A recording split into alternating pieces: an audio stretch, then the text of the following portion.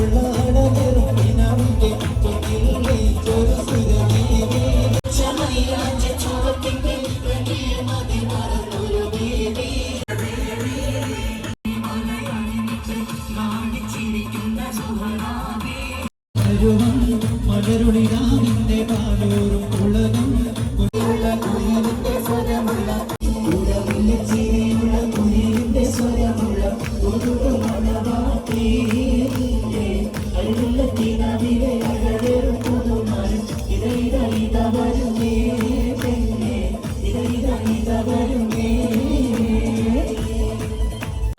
അതുകൊണ്ട്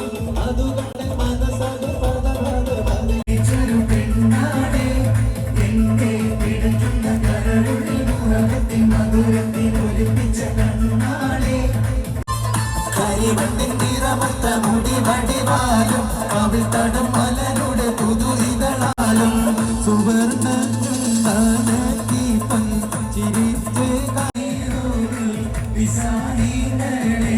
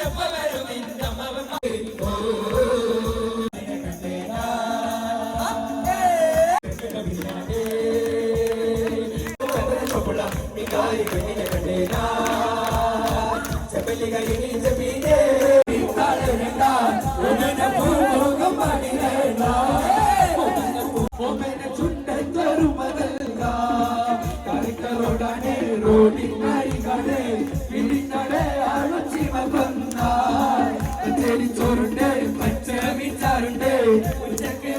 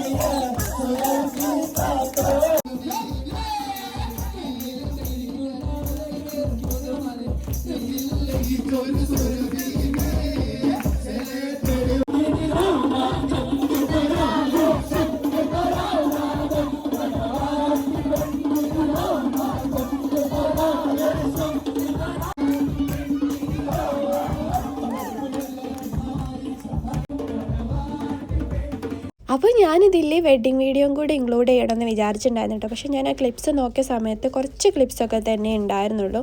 പിന്നെ അത് മാത്രമായിട്ട് ഇതിൽ ആഡ് ആക്കണ്ടെന്ന് വിചാരിച്ചിട്ട് ഞാൻ പിന്നെ ആഡ് ആക്കിയില്ല കേട്ടോ. അത് ഷോർട്സൊക്കെ ആയിട്ട് വേണമെങ്കിൽ ഇടാം എന്ന് വിചാരിച്ചിട്ട്.